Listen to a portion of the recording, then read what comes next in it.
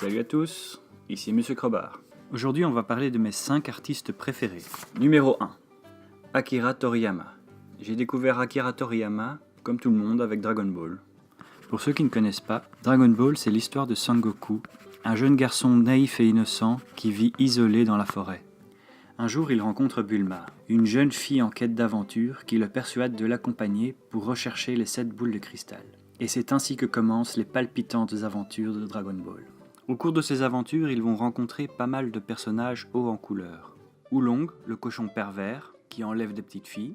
Tortue Géniale, un expert en arts martiaux qui est un gros pervers. Yamcha, un brigand très fort mais qui a peur des filles. Et aussi Krillin, qui va devenir le meilleur ami de Son Goku. Quand j'étais petit, à l'âge de 10 ans, on n'avait pas beaucoup de chaînes de télé. J'ai donc découvert Dragon Ball avec les mangas. Et dès le premier tome, je suis tombé amoureux. C'était très bien dessiné, facile à lire, passionnant et drôle. C'est en découvrant ce manga que j'ai commencé à dessiner. Je n'ai découvert l'animé que beaucoup plus tard, vers l'âge de 15 ou 16 ans. Numéro 2. André Franquin. S'il y a bien une BD que je prendrais sur une île déserte, ce serait une BD de Franquin. Que ce soit Gaston, Spirou ou le Marsupilami. Franquin est un de mes auteurs préférés. J'adore Franquin. J'ai été énormément influencé par son œuvre.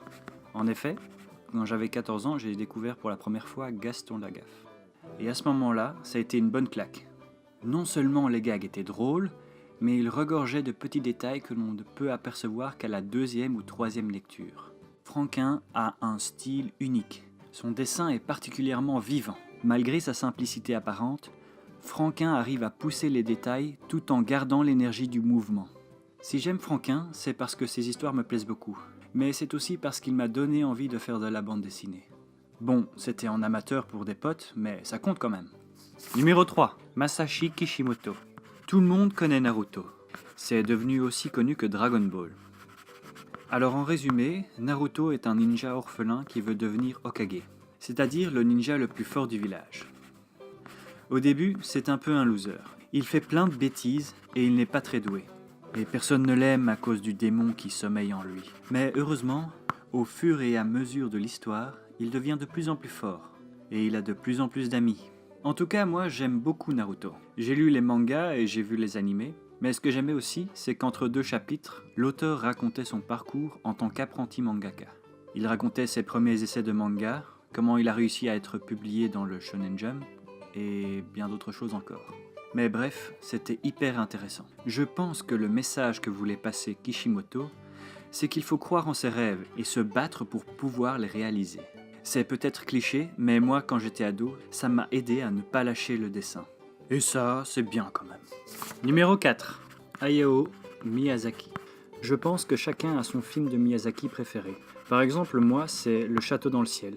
C'est sans doute parce que c'est le premier film de Miyazaki que j'ai vu.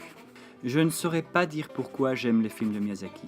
Pourtant, il y a des gens qui y arrivent. Il suffit de voir toutes les vidéos d'analyse qui pullulent sur YouTube.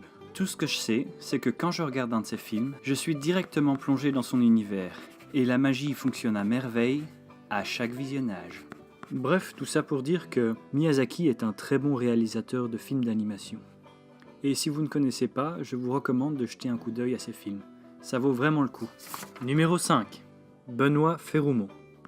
Benoît Ferroumont est un auteur de bande dessinée belge, mais c'est également un animateur et réalisateur de courts-métrages d'animation. Si vous lisez Spirou Magazine, vous le connaissez sûrement, car c'est l'auteur d'une série assez connue, Le Royaume. Mais personnellement, j'ai découvert Benoît Ferroumont avec la série Wonder Town, qui passait dans Spirou entre 2004 et 2006.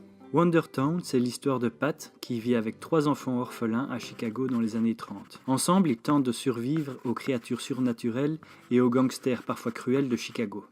J'aimais beaucoup cette série, elle était plutôt différente de ce qu'il y avait dans le Spirou à cette époque-là. En effet, le style était assez épuré, il y avait moins de détails et la priorité était mise sur l'expressivité et le mouvement des personnages. L'histoire mêlait humour et aventure à merveille. J'étais d'ailleurs triste de voir qu'il n'y aurait pas de suite à cette histoire. Si ça vous intéresse, il existe 2 tomes de Wonder Town. Le tome 1, Bienvenue à Wonder Town, et le tome 2, Gilly Gilly à Wonder Town. Personnellement, j'aime beaucoup le style de dessin de Benoît Ferroumont, et il m'a beaucoup influencé. Et si vous ne connaissez pas la série Le Royaume, il existe 6 tomes aux éditions Dupuis. Voilà qui conclut ma première vidéo sur YouTube. Si elle t'a plu, n'hésite pas à mettre un pouce bleu. Je compte faire des petites histoires en dessin animé, un peu cartoon, un peu comme Colabim, et peut-être aussi des tutoriels et d'autres choses encore. Alors si ça te plaît et que tu ne veux pas rater la suite, n'hésite pas à t'abonner à ma chaîne et à me suivre sur les réseaux sociaux. Et surtout, n'oublie pas d'appuyer sur la petite cloche, sinon tu ne recevras pas les notifications de YouTube. Voilà, l'instant pub est fini. Allez, à bientôt!